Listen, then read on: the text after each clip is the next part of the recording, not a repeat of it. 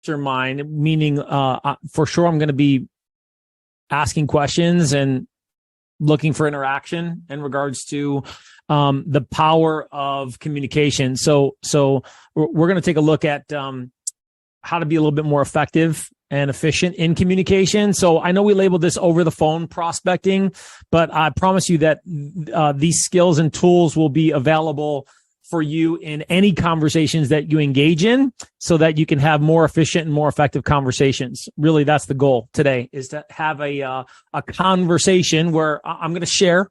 And also I'm going to ask questions and want to hear from you guys on where you're at in regards to challenges, questions, comments, concerns around anything that we're talking about today. So over the phone prospecting is the title of today's mastermind. But again, we're going to cover an array of skills that help you be a better communicator, regardless of how you're generating business. Because at the end of the day, we got to be able to engage people more constructively, more positively and progressively, so that we can have better conversations to find out what's going on.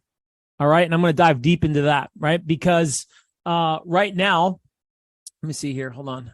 Alex just shifted I need to make sure I can see people here. Okay. Let me see. There we go. I need to see everybody. I need to make sure that I see everybody. Okay. That way I can just start calling people out. And hey, if you're on, if you have the ability to make yourself seen, please do so. I beg you, because it's so hard talking to a black screen and looking at Robert and Rob the whole time. And then they starts getting weird.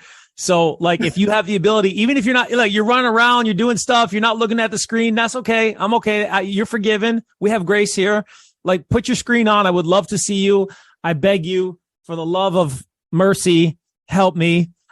All right. So I appreciate you guys. I appreciate seeing you guys, and I appreciate talking to you guys. And even if you're on the run, like Timberly looks like she's on the run, and she's hustling, that's cool. I'm good with that. Okay. So over the phone prospecting, again, today's session is going to be rooted around the quality of your conversations, regardless of whether you're phone prospecting or not, because at the end of the day, we have to be able to connect with people and have better conversations. Okay. Can you click something if you raise your hand if you're cold calling right now? If you're cold calling right now, is there something to click there? Reactions, you click on reactions, you put a thumbs up there, a thumbs up on if you're cold calling right now. Okay. All right. Rob, who you cold calling? It's more job searching. I haven't done a lot of cold calling with real estate though, but essentially the same thing. Okay. All right. So, who else is cold calling? Timberly, you cold calling? Yeah. Who you calling? I'm trying to find RV parks. RV parks. Okay. I like it. How about, Robert, what you got? Who you calling? I know Robert's hustling. I know you are. You're calling somebody, Robert. Who you calling? I'm calling FSBOs, and I'm calling pre-foreclosures. Oh, I love FSBOs. FSBOs are awesome. Cause they want to talk, they want to talk. Yeah. Right. I love FSBOs. FSBOs are a great source, right? Emmanuel, who are you calling, or who do you want to call? For sure, anybody who has unimproved land. Okay, anybody who has unimproved land. All right, so have you started that yet, or are you on your way? I am on my way. I'm actually, Robert helped me out, and he gave me some contacts, so I might be doing that as well. Okay, awesome. Perfect. I love it. So we're having conversations today for those who are joining us. The chunked up title is Over the Phone Prospecting, but I promise you guys when we're done, and I'm going to jump in here in just a second, to conversations that will be more efficient and more effective anywhere that you go. Okay. All right. So Andy, you calling anybody yet? You having conversations with anybody yet, or are you on the way? No? Okay. How about who, if you were going to call somebody, who would you call, Andy? You're on mute, buddy. You're on mute. You're still on mute. Okay, I'm coming back. Jump in anytime. You could say something. Avery, how about you? You calling people, or are you on the way?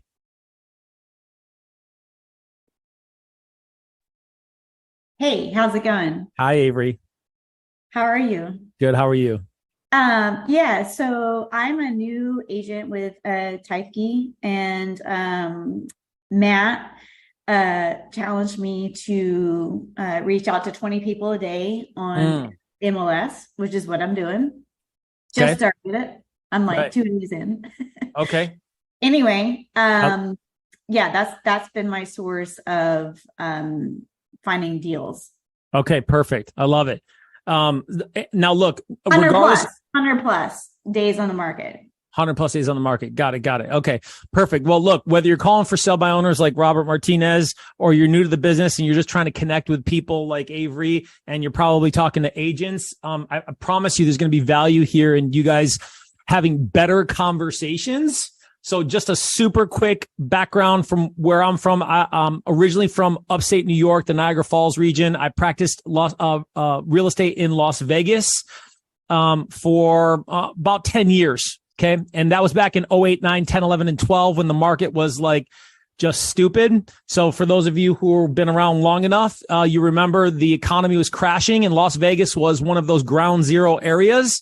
And so the market was horrific and horrendous and terrible, all wrapped up into one. And while I was starting my career in January 2008, when we knew crap was hitting the fan, I realized very quickly that I needed to find a way to talk to more people faster, because everybody I knew was back in New York. And if I was going to do business, I needed to meet more people faster, because here is the golden rule of real estate. Look, talk to more people. I don't care how you do it. Cold calling, okay, fine. Networking, all right. However it ends up boiling down for you, the golden rule is you just need to talk to more people. And I know Matt's preached that before. And so today's mastermind is digging in a little bit on the science behind how do I have better conversations. So my first year, 14 transactions in 2008, and then 26, and then 52. And then year 4, I did 129 transactions in a market that was just crashing, right? Just heading downwards at supersonic speeds. And the only way I was able to do that is massive action for me to be able to create new conversations. And so I had to figure out, like, how do I talk to people better? And so I got in masterminds like this to figure out, okay, what does that look like? What does that sound like? And so I've literally made tens of thousands of calls. I'm probably approaching hundreds of thousands of calls over the years that I've been in real estate since 2008 full time. I've literally made millions of dollars from the phone specifically. And I'm excited to share with you guys an opportunity to maybe look at things a little bit differently, because I know we label this over the phone prospecting. And there's a lot of stigmas around talking to people we don't know, right? Okay. So talking to people we don't know can be uncomfortable, right? Because what'd mama say about strangers? Anybody, somebody, what'd mama say about strangers? Take their candy. Take their candy. Don't talk to them. Don't talk to them, right? Don't talk to strangers. Don't talk to strangers. And on top of that, we're salespeople, right? Salespeople don't rank high on the trustability sales scale. So we got a double whammy. We're salespeople. We're strangers. It's weird for them. You think it's weird because of the programming from your past or your prior experiences. And so we're working uphill on our identity, which is where we're going to start, right? So we're going to start with a little bit around mindset, and then we're going to dive into strategy. But I'll tell you right now, everything begins and ends with your mindset. Who are you when you're making these calls? Look, if you think you're a salesperson, guess what? It's going to come off that way. Okay. It will absolutely come off that way. For a long time, and I'm still doing it now, but not like before, but for a long time, every single call session before I got on the call, I have a list of affirmations. In fact, I got affirmations now, but they're a little bit different. And these are affirmations I use every morning. I read to myself to warm up before I get in the game. Why? Because I know that the phone makes me money. I know that I bring value to every call, big or small. I know that I'm a powerful communicator. Okay, I'm reciting some of these affirmations, right? Because if you're a professional athlete, you're going to warm up before you get in the game. And for me, I understood the value in that, so that when I got on these calls, I just didn't walk in cold to these calls, and I spent some time warming up my mind. So anybody knows Tony Robbins? Tony Robbins. People know Tony Robbins. Anybody ever heard him say, get out of your head or you're dead?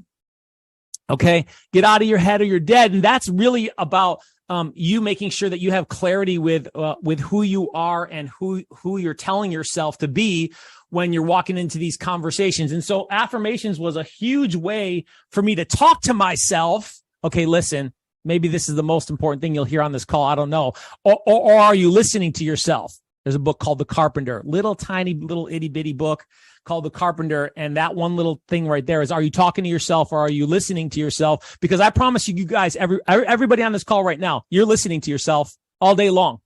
Are you talking to yourself is another question. This sounds crazy, right?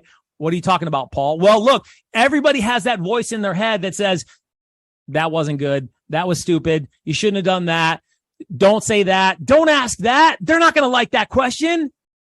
Everybody has that happening to them, especially when they're engaged in a new endeavor, and there's a little doubt, little insecurity, and so you're listening to yourself. That's happening all day long. I promise you, every single person on this call that happens to. No or yes, everybody do this. Okay, it's happening. It's happening. Okay, the question is who's talking to themselves? Because while that little voice is yapping away in my ear in regards to usually negative things, and usually that little voice is saying things that I wouldn't let anybody else in the world say to me, but that little voice says it to me. Okay, is how do I offset that? And that's what affirmations were about for me, is talking to myself and being intentional about who I told myself I was. The sage old question, who am I? I promise you guys, I know we're esoteric, we're going esoteric here. We're going high level on this existential questions of who I am. But I promise you, when we start with I'm a salesperson, I'm a stranger, and we can move into my service changes lives. I bring value to every call. Okay, look, things will happen differently in regards to the quality of the conversations. I promise you guys, for those of you that are here that are more high D like me, where you don't need a pep talk and a motivational talk, you need the strategy and the skills. I promise you, I'm coming with that. Okay. I promise you I'm coming with that. But I'm telling you right now is that I gotta start with mindset, because mindset begins and ends with everything. And if you're not intentional about it, I'm telling you, you'll be listening to yourself versus talking to yourself. And then what happens is you end up treating the conversations more as a process versus treating the conversations with the care that these people deserve. Because remember, these are people, these are human beings, right? And we're caught up in this process of trying to figure stuff out. And so we're processing these conversations with this interrogation light of tonality that says, give me the information. I need to know what's going on right now. What's happening? I need all the data. And they feel it, right? They feel it because people hear. Second point. If you don't take anything away, this one right here, this is a big one right here. People hear less what you say and more how you feel. More how you feel. You feel like you're processing them. Emmanuel, you feel like you don't know what you're saying and you don't know what questions to ask and you're nervous about the next question. Guess what, dude? They feel it. They feel that. They feel that that you're uncomfortable in the conversation. Or maybe that, how about this one, Rob? I'm just processing and asking some questions. When you're talking to somebody who's in a scenario that they may be more compromised, it's a distress scenario, or it's a scenario where we're starting to talk about the intricacies of their financial situation. Hey man, if I'm just processing them, I promise you'll have a lot more effective conversations with that care and empathy, that compassion. Now, hey, look, I was not there because I am a high D personality. So it was all about execution, getting it done, being efficient, being effective. And even now, still, I have to remind myself to slow down or to be more compassionate or more empathetic? Because these are people. These are human beings, and God created us for relationships, and God created us for connections. And so our ability to treat these conversations like conversations with people, less process. I promise you guys, when you put some of these things at the forefront of preparing for maybe a pre-prospecting routine, because maybe you're not cold calling, but you need to follow up. No or yes. You got to follow up on people. So here's the thing. You may not, cold call, but you're going to have to get on the phone and have conversations with people. So starting with who you are and what your mindset is going to be a huge part of you making sure that you prioritize people and not just the process. Okay. All right. So here's a thought. I attract great clients by being attractive in my communication. Am I selling or am I serving? Okay, now I can send this to anybody who puts their email in the chat box. Okay, and this is the playbook, and the playbook is a compilation of my scripts, strategies, and mindset that got me to 200 plus transactions my first 4 years in the business. And so there's a lot of stuff in here for you guys to use. And I'm on page 38 of the playbook. I can send that to anybody who puts their email in the chat box. Okay, the playbook. Now, I attract great clients by being attractive in my communication. How attractive are you in your conversations? Man, I'll tell you right. I'll tell you. You want to really hear how good or bad you are? Record your call. Record a few of your calls.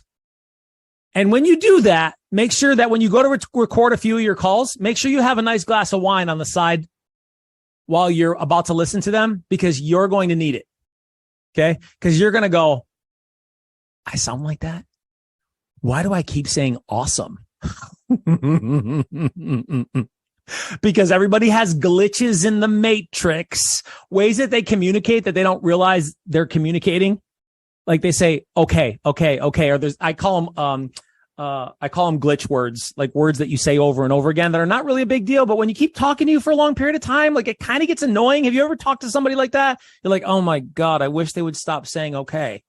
Like they say it every other word. Okay. So being attractive in your communications means asking great questions, asking them well, and then listening carefully. So look, I said the golden rule of real estate is to talk to people about real estate. Now look, that's simple. It's just not easy. It's not easy.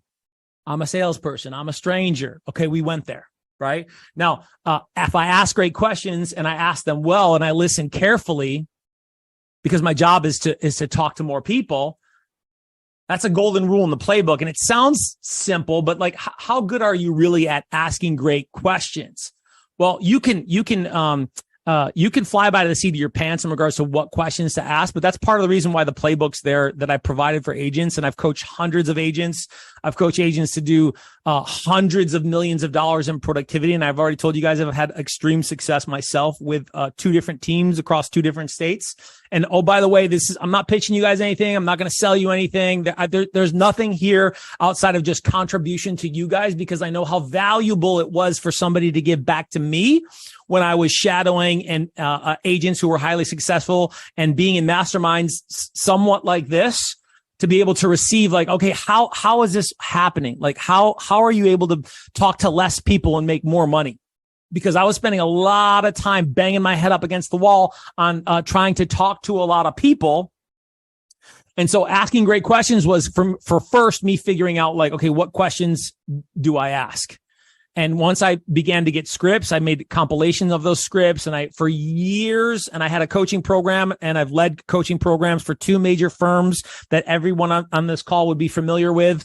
And created this playbook for people in literally almost any situation, for people that you're going to be calling. I created scripts around that and spent years, refining and retuning those scripts to be able to be more efficient and effective in conversation. Okay. So ask great questions. Where am I going to get those questions? Okay. Well, Paulie's got a playbook. All right.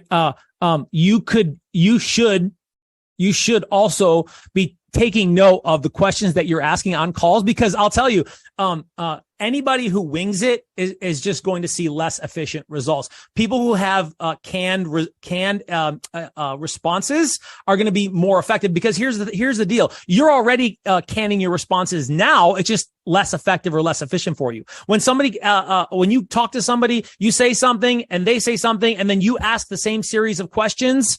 Okay, what are better questions? The playbook's got some of that for you.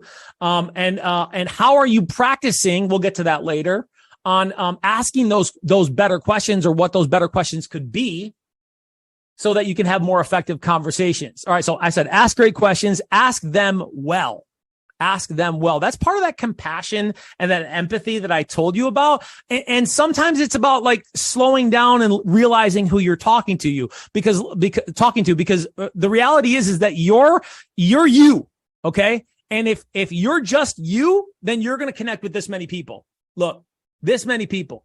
Now, if you take into consideration different personality types, I like to use the DISC profile at the end of the playbook as the DISC personality scale, and actually different words to use while you're talking to different people. And if you don't know what the DISC profile is, Google it. There's tons of free ones out there. And it's important, because it's not only important to know who you are, the personality type, but also who other people are, because personality types like me, high D, can run over more subdued personality types like S's or even C's, right? And this isn't going to be a DISC profile class, but knowing that, look, there's people a lot different than me, guys, can make or break the deal.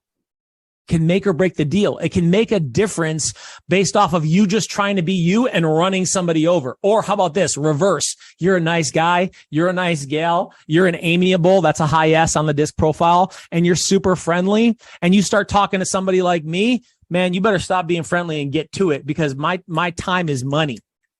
Yeah, Robert's laughing, right? You ever experienced that, Rob? Is that were you? Which end of that were you on? I'm a D, so I know exactly what you're talking about. Hold on 1 second here. 1 second. I got my 1 second here. I got my ISA trying to talk over me. 1 second. Thank you. All right. 1 second. Okay, I got you. No, I got you guys. Okay. Oh. Okay. Rob was laughing because he's you were either the D or you were the S. What were you? I'm the D. I gotta slow myself down. It's like, we gotta go. I don't have time to explain all this stuff. Right. And have you ever experienced that? Now we're talking about ask great questions, ask them well, where you were too aggressive, or you realized you were too aggressive, or you lost a deal. I mean, has that ever happened to you? Yeah, absolutely. I've run into some S's and C's who want to spend 30 minutes getting to know each other first before we get down to business. And I've frustrated some of those people sometimes. So it's tough. It's tough. And this is with love, and he knows this, right? Matt's the kind of guy who's like, Matt's he's a big Care Bear, right? And he's gonna, he wants to hear it all, and he's gonna get into the story. Dude, Matt, guys like me, I have to pay attention to my facial expressions, because I'm my eye's going to start twitching when we're talking for more than 3 or 4 minutes and we're not really talking about closing the deal. Right? Because if I'm just me, guys, asking questions well, then that's fine. And I'm not telling you to not be who you are. I'm just saying that when you understand different personality types, you're able to ask questions better, because you're able to respect who other people are. And you can make little adjustments in that, which will make you more money. Period. And at the end of the day, we're all doing this. I know we love helping people. I know we love real estate. Investing's all cool. But I know everybody on this call is it's still important to them on how much money they put in the bank. No or yes. Do this. Yeah. Yup. Yeah. Okay. That's important. Ask questions well. Focus on that. Okay. Now listening carefully actually is the key to all of this, because when I'm processing this situation versus prioritizing the people, then I'm just thinking about the next thing to say. And I know most of you have heard that, right? I mean, we have 2 ears and 1 mouth. And so, the importance of, it being that much more significant to listen to people versus just say what you want to say. and so much more so in this situation, which guys, what's going to make a difference in regards to you being able to convert more deals and for look, people telling you the truth. Stop trying to get people to do shit and focus on the conversation so that you can have the truth, because I'm not really a concern. Some people I don't want a conversation with. Some of these conversations you shouldn't even go out on.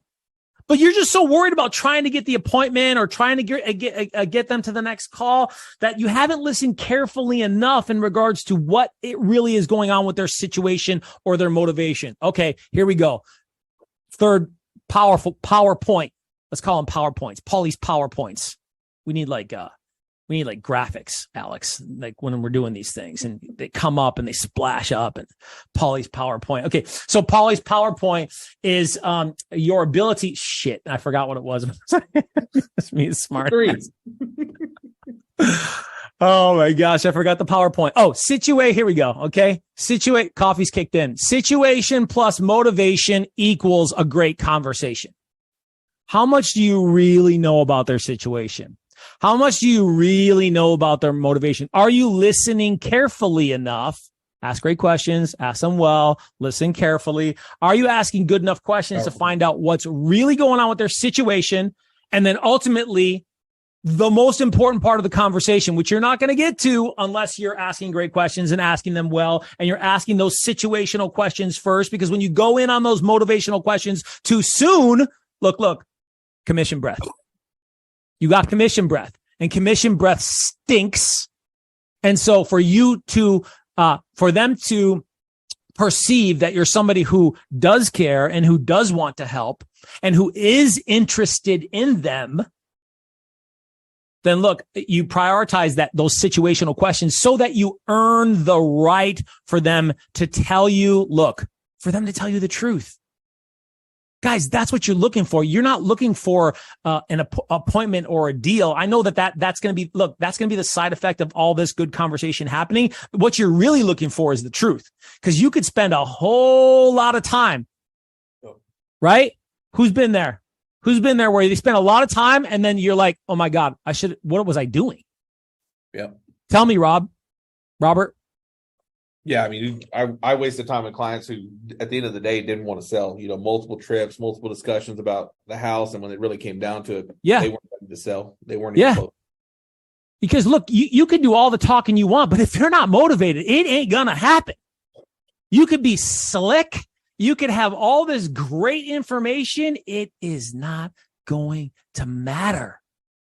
And so the quality of the conversation, situation plus motivation equals a great conversation. But you got to ask those great questions. You got to ask them well, and you got to listen carefully.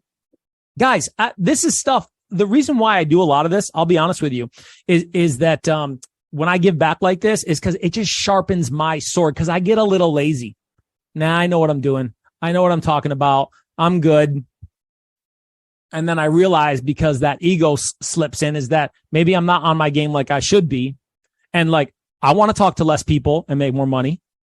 I don't look, nobody loves prospecting, but I will tell you what, you can rewire your brain that prospecting equals money, and have some fun with it, because instead of you being caught up in the process of prospecting, you rewired your brain on, look, man, I just want to connect. Maybe this is one of your affirmations, because your affirmations, when you write them out, if you do that, is going to help you rewire your brain on your identity. Who are you when you're doing these activities? Because if you think you're begging, you are. If you think you're bugging, you are. If you think you're a sleazy salesperson, you probably sound like one.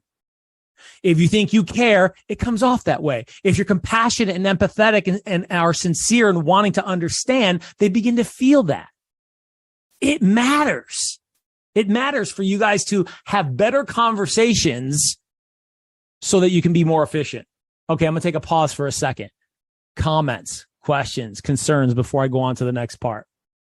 Anything, prior circumstances that you've had, any little question about anything on what we're talking about. Hey, Paulie, I got a question for you. Go ahead, Robert.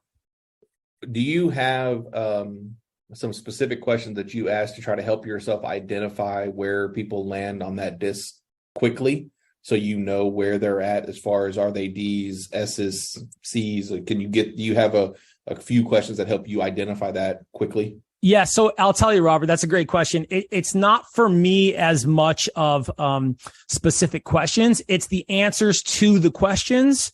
So in the playbook, at the end of the playbook, I have words for disc profiles. And so we used to play this fun game where we would use those disc words to practice closing. Okay. And I don't know if I could share my screen. Can I share my screen? Can you enable Alex sharing for me? Yeah, one sec. Okay, no worries. So, Robert, what I would do is we would practice using those words to close. And what that did was it allowed me to internalize what words people tend to use for which personality styles. And so I'll tell you right now, I could talk to you. I could even look at some of you guys and tell you what personality style you are. Okay. Right. So right, Robert, because I'll tell you what, the high eyes, dude, they always got something going on. They got big earrings and colorful outfits and that's not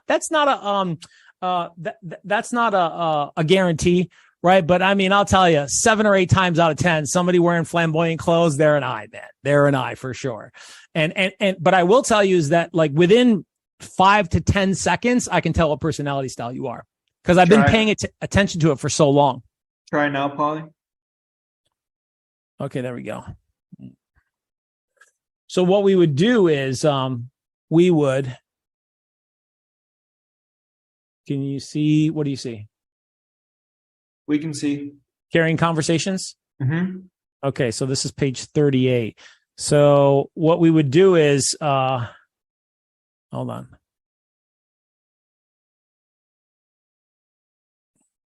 This is it right here. Words to use for disc personality styles. D is driver, to the point, and they like control. They're think-based. Okay, now I'm going to have to go over this, and we got a little bit of time. They're think-based, so they operate from logic. Okay, now when we're talking about asking great questions, asking them well. This is where we're sitting right now, is asking questions better, because high D's are going to be more logic oriented. Hey, don't go feelsies on a high D, right? When you use words like fun and understand and enthusiastic and exciting and fantastic, the high D wants to punch you in the face. Okay, they don't want to hear that shit. They think you're a tree hugger. It's not going to work. Okay. Now, interactives are high eyes. They're expressive. They're talkative and they're energetic. Now, also, Robert, this quadrant's really cool too, because it shows that D's and I's, they're fast and aggressive. I'm not going to go through all this stuff. They're fast and aggressive. Okay. But the difference is that D's are logic driven. Can't do that. Logic driven versus I's are, they're emotion driven. And so when I'm focused on talking to a D, it's like I'm using words and so we'd play this game, Robert, and it would go like this. All right, close me as a D. And the only script you had was these words. And I go, hey, Robert, let's get to the bottom line. Let's do this. I know that you want to get this deal done and you want to accomplish making sure that you earn the most money possible. So let's talk about how we can create a scenario where you can win. And I'll shoot you straight. We'll sit down. We'll talk for 5 or 10 minutes, and you'll know quickly whether this is a scenario where this makes sense for you, and that this is a great deal for you. Tuesday at 4 or Wednesday at 6. And so you could use this literally as a script when you're closing, and have this right in front of you if you know who you're talking to. But look, by the end of the conversation, if you don't know who you've been talking to, then you haven't done number 3, which is the most important one. You haven't listened carefully. And I need to listen carefully. So high eyes, they use words like fun and understand, enthusiastic, excited, feelings, relationship. Wow. Who looks at those words and goes, yes, yeah, absolutely. I like those words. Rose, come on. You like those words, Rose? Tell me. I don't know, but I do want to take this quiz now. Right. And there's a bunch of them online. They're free. You don't have to pay for them. Okay. Stabilizing. That's the amiable. The amiable is also feel oriented. Okay. But look, unlike the I, fast and aggressive, the S's, the amiables, the friendlies, they're steady and cautious. So they go slower. So when I know personality types, I go, okay, this person's an S, slow it down. Like maybe slow your pace. Okay. Maybe it's you making sure that you're slow and steady, or you're calm and patient. You're amiable and careful. I'll tell you right now, if anybody has ever been around me, and nobody on this call besides Matt and Alex have, when I'm talking to somebody, I'm switching gears hardcore when I'm talking to a D versus I'm talking to an S. An S is the amiable. They're the people who are, they're super friendly. In fact, the amiables are the type of people that say, yeah, yeah, yeah. And then you're like, why aren't they responding to my follow-up? Huh? Like, I don't know why they were happy with everything I said. No, it's because they were an S, and they don't have the heart to crush you and tell you they don't want to talk to you anymore. Has that happened to you, Rob Birch? Yeah. I'm kind of curious, like what are you switching gears to, like when you're talking to a S? Like you're a dominant type, then you're talking to a S. Are you switching to like a S or? So if I'm a D, else? which I am, okay, and I'm talking to an S, my volume comes down. My pace slows down. And I'm sure that with words I'm intentional to inflict, which I do with every personality style, I'm sure to do it more carefully with the right words. Hey, I know that at the end of the day, Rob, you want to make sure that this is going to be an easy transaction, and that you can appreciate that this deal has to be a situation that feels right for you. And look, let's get on the same page. We can get together and take a look at how there's an easy way to make this happen, a no hassle way to make this happen. And look, if you're comfortable with it, and of course you feel okay with it, then let's just take it from there. You want to talk Tuesday at 4 or Wednesday at 6? Okay. I'm going to switch gears on differently on how I'm engaging different personality styles. And then C is the analytics, right? And this is going to be for guys like you, Rob Birch, right? Right? No or yes? Yes. And the only reason I know that is because I listened to you talk on the last Pitch the Deal, and I'm like, oh, this guy's analytic for sure. For sure. Right. And by the way, guys, there's no better or worse. Everybody has their own persona, and it's just different. There is no better or worse, because sometimes people think that something's better. And so look, cautious, the C's, they're analytic, they're systems oriented, they're numbers oriented. They're also logic oriented, like the D's. Okay. They use words like make sense, numbers, ideal, right, details, perfect, accurate, informed, positive, pros and cons, analyze, systems, outcome. Now you can see here on the quadrant is that the D's are like the C's in regards to their logic driven, but be careful. Just because you're logic driven doesn't mean you're completely the same. D's are moving fast and furious. C's are working more steady and cautious. Okay, so now we're talking about asking great questions. We're talking about asking them well. We're talking about, let me go back up here. We're talking about making sure that you listen carefully. These are all elements, guys, where look, scripts are important because there's really good questions. And oh, by the way, scripts, and at some level, you do need your own script as far as like, how do I create a conversation? How do I carry the conversation? How does the conversation end? Now, it's not so that you're confined to the script. Okay. It's so that you have a strategy and a GPS for you to be more efficient with asking those questions that help open somebody up, that keep somebody going, that helps them to the end of the conversation, which is if you've identified somebody who's has consideration. Okay. If they have consideration, that the next best step is easy, and you don't need some tricky close for you to be able to be super strategic or intentional to get somebody to an appointment. Okay. Because take this down. The close is the natural end to a really good conversation. That's where, guys, this is not about like, how do you be more salesy? Like, how do you be more strategic? Now, the strategy is, hey, I appreciate people's personality styles. The strategy is, hey, there's some good questions that I ask when I create a conversation and to keep a conversation going and to maneuver towards helping people feel more comfortable to close, because I don't want to close on anybody that I don't think is worth closing on. I want to make sure that if we're going to close the conversation, that it's somebody that I've identified as motivated, who is cooperating in the exchange of information, who does have consideration for our services, and there's clarity around all of that. And the end of the close to meet is the natural end to a really good conversation. It's as simple as that. Really, it's really something that can change the game in regards to how you're having conversations. Okay. Comments, questions, concerns? Yeah, comments. I really like the way you said how a script is a GPS of how you want to take the conversation, because I remember the beginning of me being into real estate, I heard about scripts, and for me, I thought about them as a really robotic way of saying things, kind of like the structure where you couldn't really move anywhere. But the way you're saying it, it's true. It's not a solid way that you need to go. It's just like you said, a GPS that can actually take you to any direction that you wanted to take it. So that's my comment. It was That's great. awesome. That's awesome, Emmanuel. Man, thank you so much for sharing that. I'm so glad that you had that realization, because here's the thing. Scripts shouldn't confine you. They should release you. They should release you.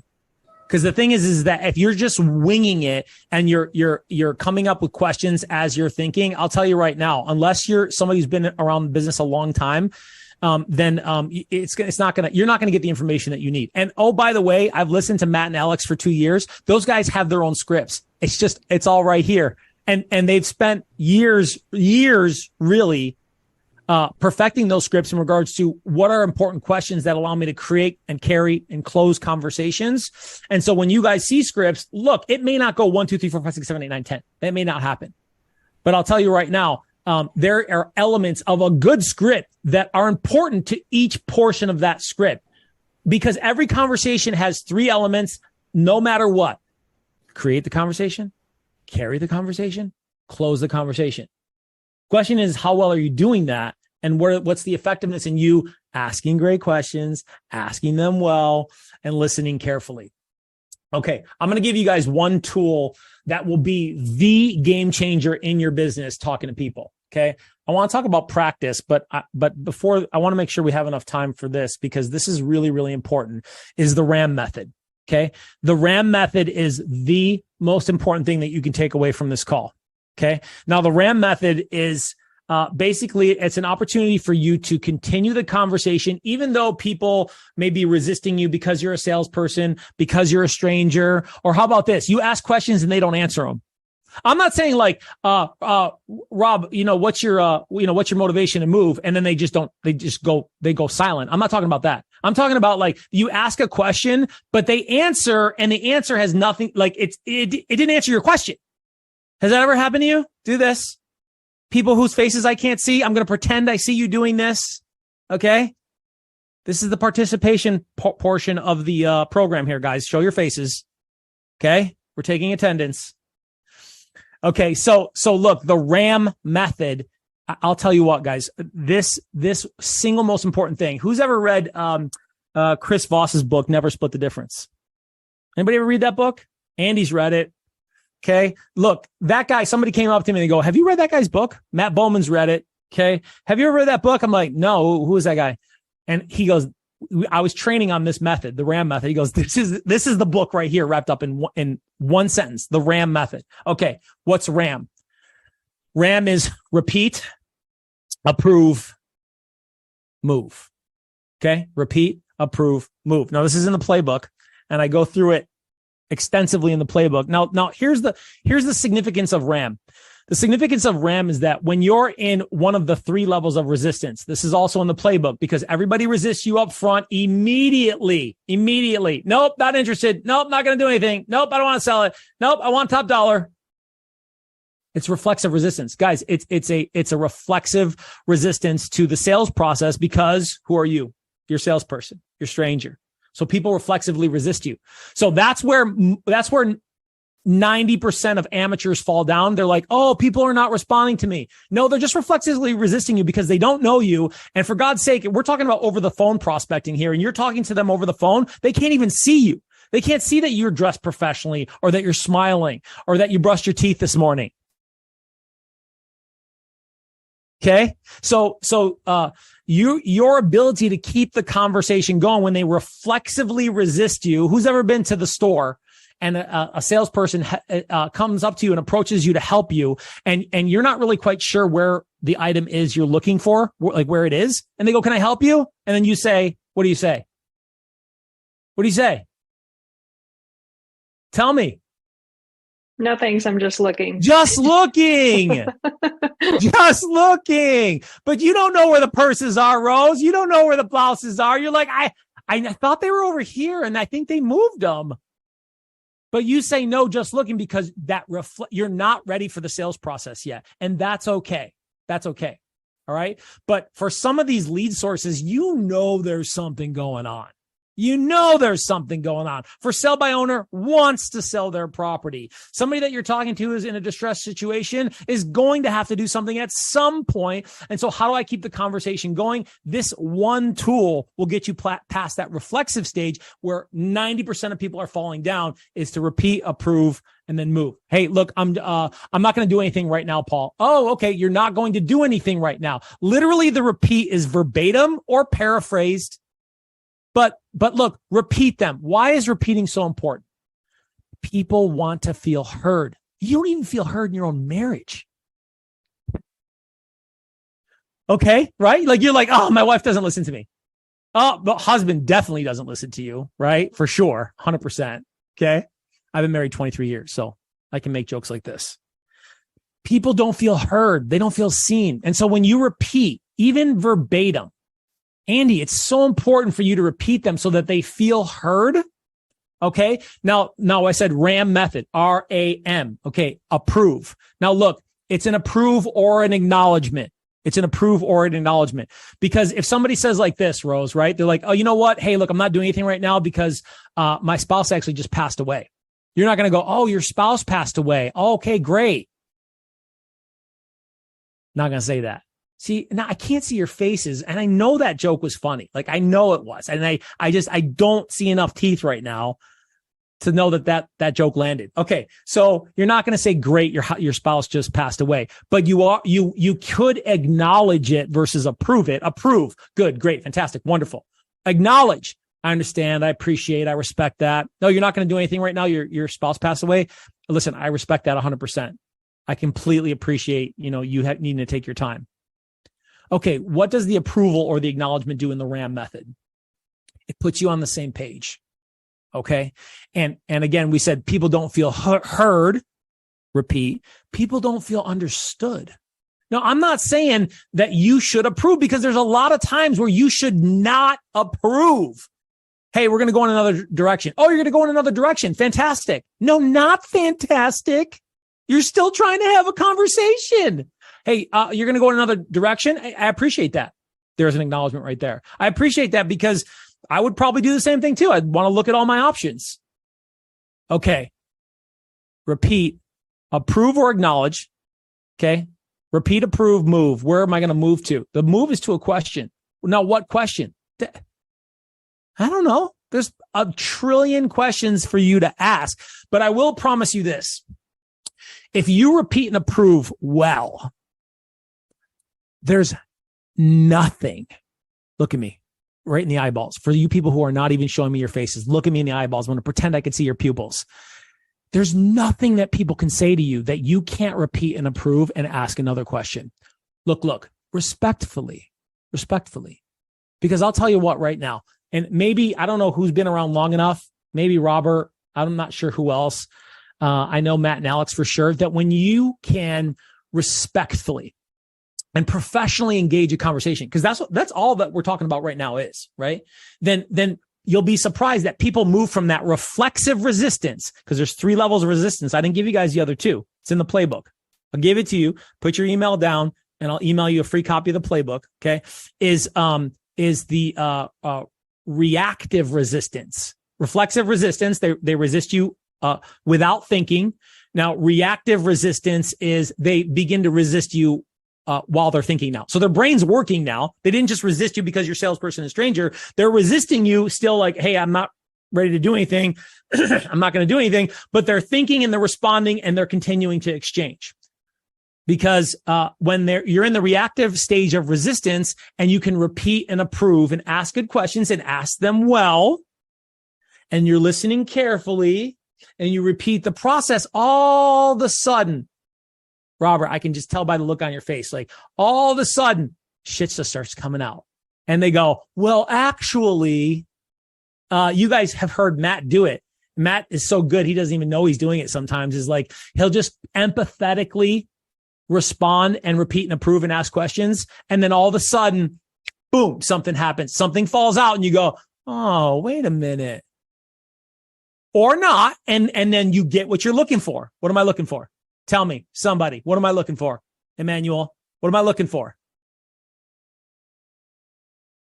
Rhymes with Ruth. Starts with T. The truth. That's right, man. I'm looking for the truth. And when Emmanuel, when I can come at the conversation where, hey, I'm just looking for people to help.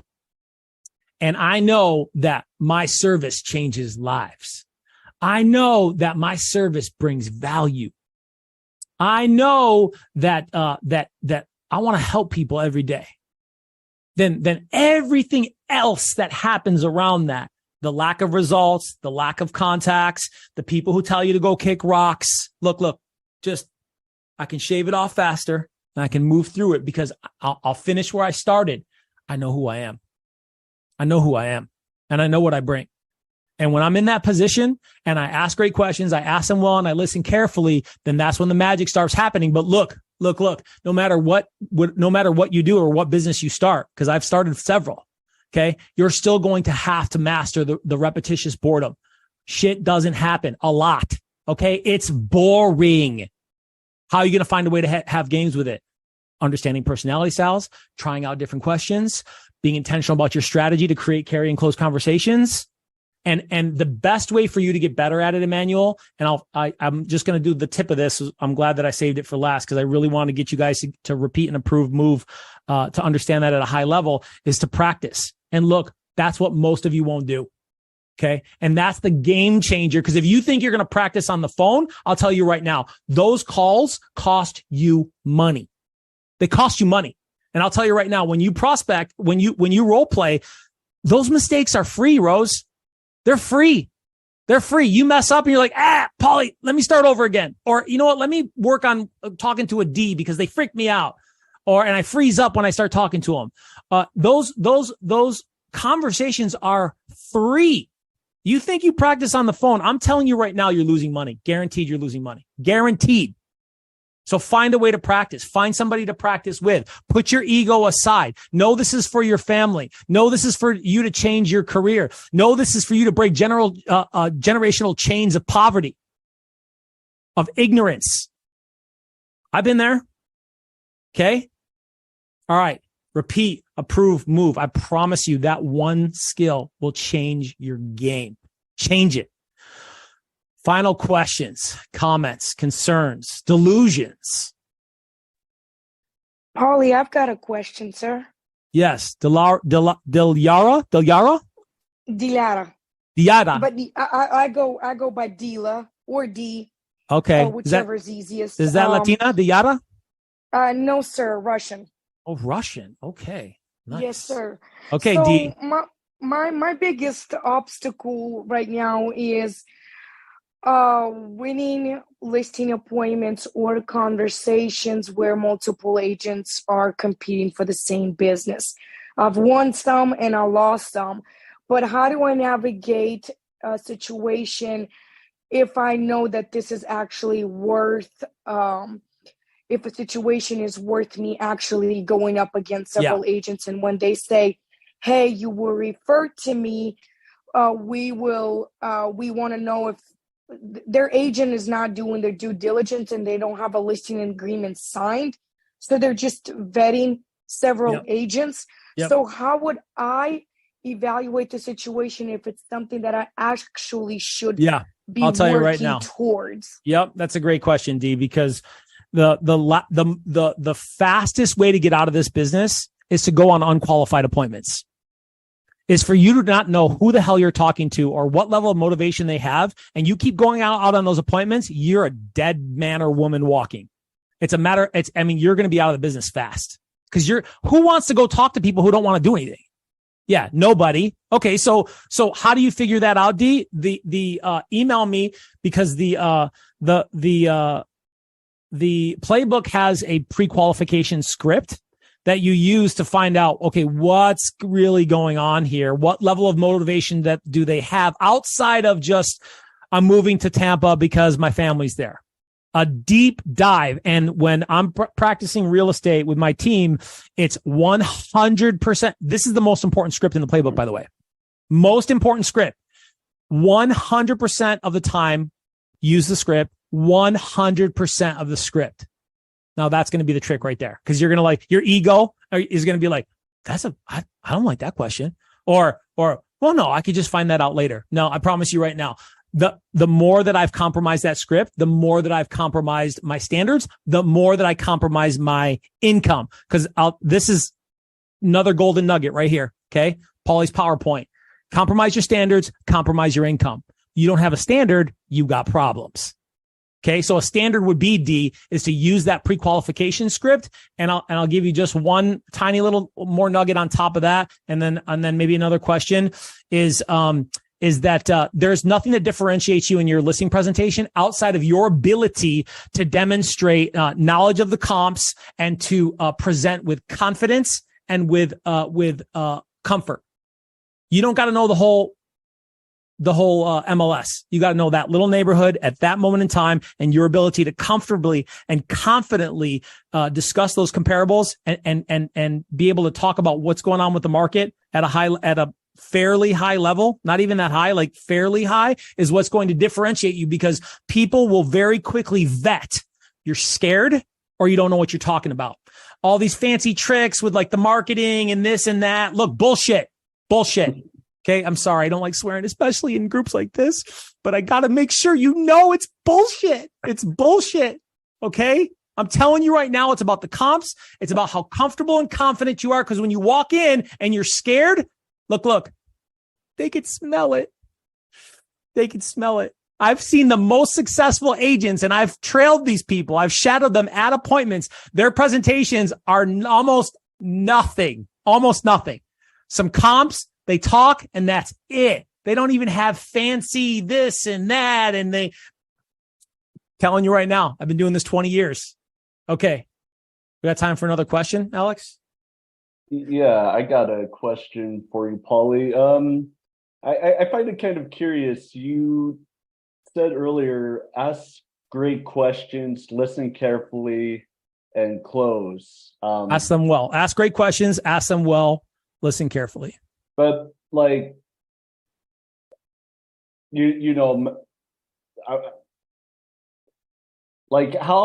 long does it take for you to close deals in a conversation? Do you do it in one? Do you have 2, 3 conversations? When does a conversation close? Yeah. Because sometimes it takes a long time to close a deal.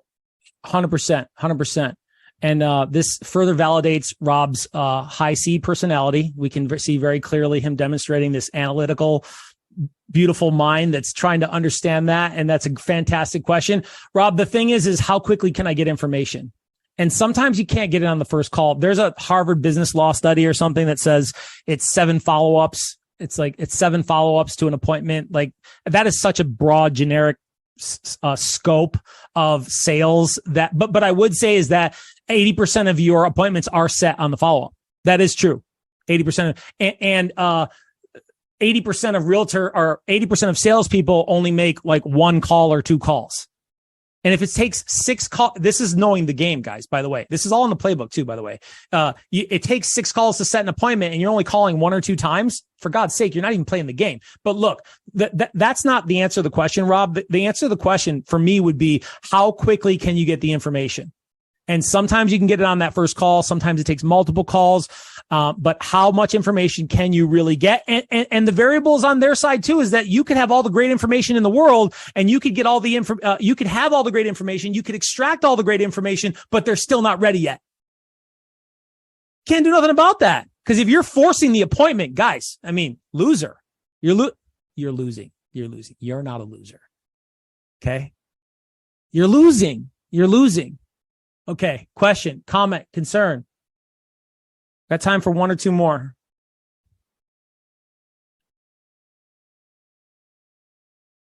Any of the people from the abyss and the darkness, we will also talk to you. Andy Tran got a question in the chat. He says, can you give an example of M-move? Yeah. So, Andy, I'm not sure if you missed it, but the move is a question. So any question, doesn't matter what question. The move is just allows you to control the move is the control. How do I control? I ask questions. If you find yourself going more than 2 or 3 minutes without asking a question, I want you to take your hand right here, right this, and I want you to slap yourself. Okay. Because if you're talking for more than 2 or 3 minutes, look, they don't care. You guys on this call, right? You're like, did I feed the cat? I mean, I think I need to go to the bank after this call. Like, you're not even listening to everything I'm saying. I'm giving you freaking gold. Okay. People are listening to you. They're not paying attention. So to ensure that you have a conversation, what's con in Spanish? With. Okay. With means we both talk. And who's the more important person to be talking? Them. So move is any question that continues the conversation and controls it, because I'll give you an example. I'll make a point again. They could say something. People start talking about shit that you don't want to talk about. They go in another direction. And when you repeat and approve, you can grab the wheel and you can jerk it back where you want to go. They start talking about blah, blah, blah, blah, blah. And you're like, oh, wow, interesting. So blah, blah, blah, blah. That's fantastic. So let me ask you. And then you grab the wheel and you've jerked it back into the lane where you need to be. Cause I'll tell you, people are like on the phone, like, 30 minutes, an hour. Look, it's sometimes, Robert Martinez, sometimes it's good to do that because they got to talk and you need them to do that. I get that. But if you have zero control in the game, dude, you are if you're not driving, you're riding. If you ain't driving, you riding. And if you riding, let me tell you something right now. I'll tell you right now, most of the time, 99% of the time, they are not going to take you where you want to go. If you ain't driving, you riding. That's it. I can't even take any more questions after that. I'm done. We can't. All right. I'll be in the lobby signing autographs. Come on. Somebody unmute and laugh out loud. I'll meet you there. All right. Hey, I appreciate it. Paulie, you send a playbook today? I'll send it today. Awesome. I gotta, Alex, make sure we don't get off here because I gotta have somebody collect these emails. I think Alex might be off. I don't see it. Oh, there he is. He's just not in front of his computer. Alex, you there? Okay. Well, I'll take one more question while I'm waiting for him. Any other questions, comments, concerns?